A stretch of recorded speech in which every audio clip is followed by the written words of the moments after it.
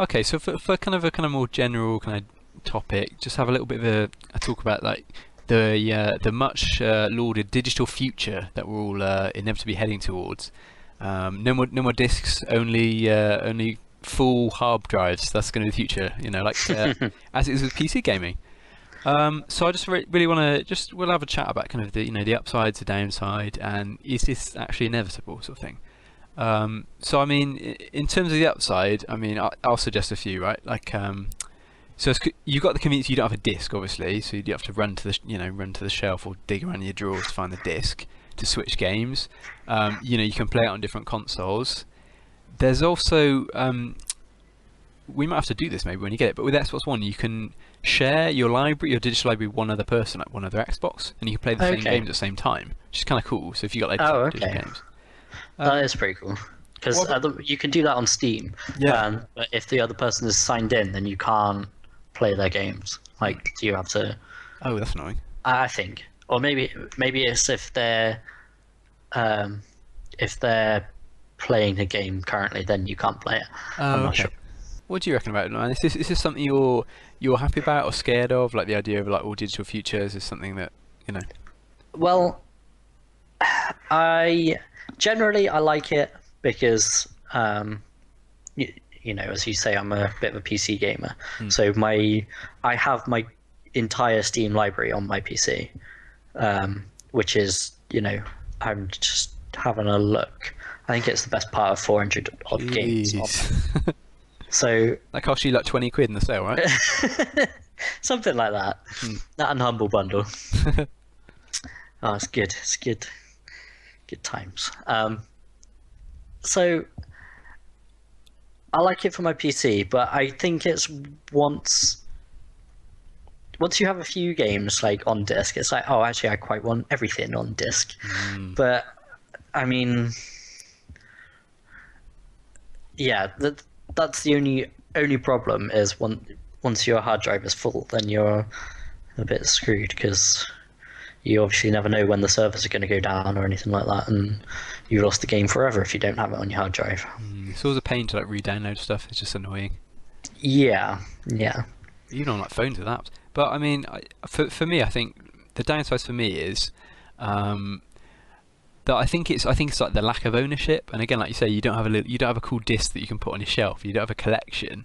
It's kind of like it's basically a glorified rental. Like you look at, especially on console, right? There's kind of lack of backwards compatibility. So like, for example, you especially on like not so much on Xbox One, but on PS4 not being backwards compatible, you could have bought all your PS3 games, digital, and then they're kind of tied to that box still. They're not all moved forwards. So I think that's the problem. Do you really own it in that sense? In the sense, obviously with a PC, you've got that the next version of Windows, your games will still run. So I guess there's kind of less to be said about that. Yeah. I mean, especially like since I've got quite a big hard drive on my PC, it doesn't feel like it feels like those games are mine. So. I mean, the only annoying ones are always online games, but I mean that's just the companies being dicks about it. So I would also say like I think Nintendo is a good example of this as well. When it's like, how many times have I bought? I think they're changing now. They're finally bringing an account system, but like, how many times do I have to buy these virtual console games? On the 3DS, on the Wii, on the Wii U. It gets a bit farcical. I think another downside I would mention is, like, as you know, being a PC dude, like obviously, games digital are generally they get really cheap, on PC. At least if you're patient and wait for the sale. But my issue with this on console is like consoles are like a walled garden, right? So I don't see where the price competition is going to be. So what's the incentive if you're Sony or Microsoft and be like, okay, we don't have to pay, the actually quite small. It's the cost of making a disc and shipping it is nothing. It's really the cut the retailers take. But my point is, if you can somehow get rid of that, and you just be like, oh, you have to go to the Xbox store to buy a game, what's the incentive to ever cut the price from full retail? If you know what I mean? Yeah, that's true, and just give themselves a bigger profit. Because even with PC, I mean, okay, so no one really leaves Steam. But theoretically, you can go to EA's got a store, haven't they? And there's like Green Man Gaming and Direct to Drive and a few like good old games, stuff like that. You can theoretically you can move around a little bit.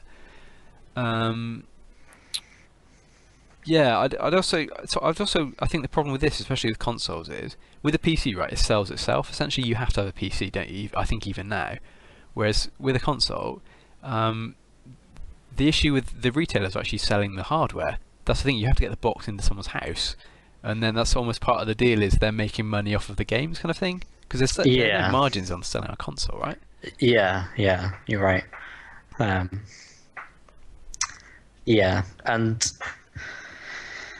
well, I think Nintendo are pretty bad at the whole digital thing, because they definitely don't reduce their price. If anything, they say, oh, it's more convenient for you to have it as a digital product, so we're putting the price up. And that's like, what?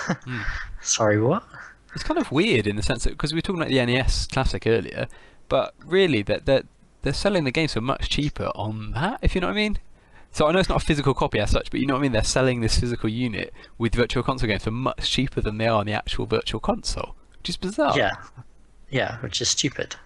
I mean, I haven't checked in the pricing recently, but I think it was like, it used to be hidden with Nintendo points, but I think it's like NES games are like £5 or something, and the N64 games are like £10, and you're like, what? What is this? What are you living in? Yeah. Well, I'm gonna say something that might be a bit controversial, but like, those games aren't worth £2-3. Like, thinking of Donkey Kong, I don't know how many times I've played that, but it's like you would play it for maybe 5-10 minutes, and then you're done with it. Like, then it's like, oh yeah, that was fun, and then it's like, then the interest is over. Like, I'm not going to play that again. And what's that bloody game? Balloon Man. Balloon Fight. Balloon Fight. Yes, thank you. Yeah, again, it's another game that you play for like 5 minutes, and then you're done with it. So it feels like being a bit ripped off. Like, yeah, and with all of those games, okay, you've got the Mario games that you can play for a little bit longer. But okay. I think it's like the issue with Virtual Console, I think, this is going off tangent a little bit, but like Nintendo's often quite lazy about it. If you know what I mean, they take an incredible length of time. Like, even when the Wii U launched, they didn't have all the original games that had already been ported to Wii. Like, they started again, and both consoles, it was incredibly sluggish. Like, to get, and they didn't get all the best games that you wanted. Even from Nintendo, they weren't all there. If you know what I mean, they were just insisting on be like, oh, here's this third-party game for the NES that's crap that no one wants, and they It's probably partly because they have no bloody games for the thing. And it's like, oh look, we're releasing games on the Virtual Console slowly. But even that's like a trickle in, like, oh, we're still waiting for some kind of really obvious ones. But it's also the fact that like in the the PAL version ones, they're released, obviously it's a emulator anyway, so this doesn't really affect it. But they're released like, this is a bit before our time, but it's just something I've heard of, that the NES games, and I think SNES games as well, in Europe and Australia, the PAL version ones, they ran slower. Like, they had a significantly slower frame rate than the US versions. But Nintendo have decided in the PAL territories, like initially on Wii U, to just release these like crappier versions that like run really slowly. And then the Nintendo fans are like, why have you done this? Just release the American version. In Britain and Australia, just release its English language. Just release that, and it's like 20% slower frame rate or something like that. So stupid. It's like, why don't you think of these things? Yeah, it's a basic thing. It's just going to take someone half a day to fix. Back towards the topic. I kind of question whether this is inevitable, because I heard so many like commentators sort of saying, this is inevitable. I think people that are in the games industry are particularly, maybe because it's kind of quite a high tech, cutting edge thing. People are quite guilty of being like, oh, this new trend is gonna continue forever. So if a new thing's out now, it will destroy all other things. Whereas I don't see that makes sense. Like, I mean, Yeah, I would say the It's, example of I think it will happen, but it's going to take a very long time for it to happen. I think it's going to be, yeah, maybe not even the next generation, but the generation after that of console. It might eventually happen on saying like, yeah, we're not going to release discs for this game anymore. Yeah, it's all going to be online.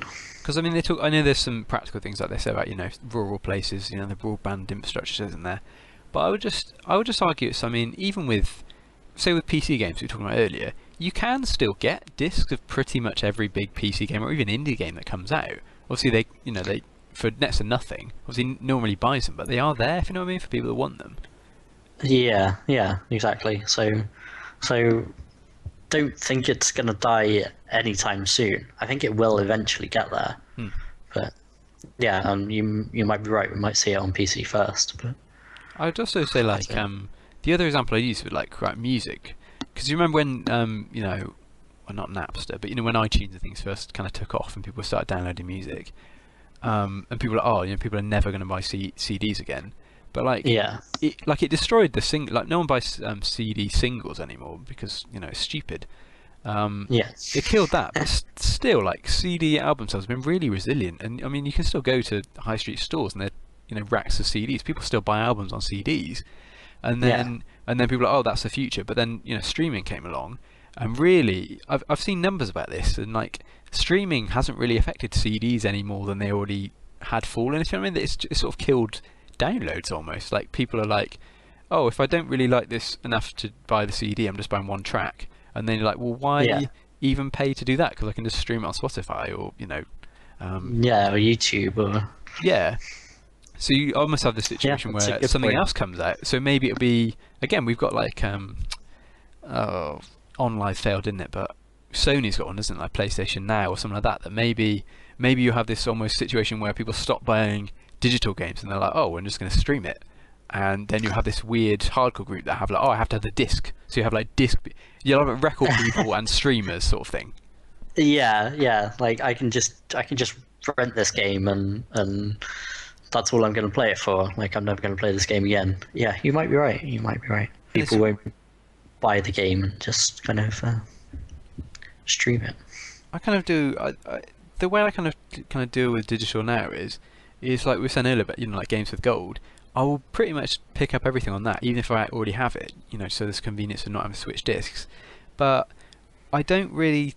I won't unless I have no other choice, and it's like there's no physical copy. I'll generally get the disc, but I just almost see it as like a kind of like a bonus or something I shouldn't really pay for. If you know what I mean, almost in the way that like people that play games on iPhone or whatever, they've been trained to see everything as worth like 99p, well 79 wasn't it for, but you know what I mean, like yeah that I'm trained to see this as free. Yeah,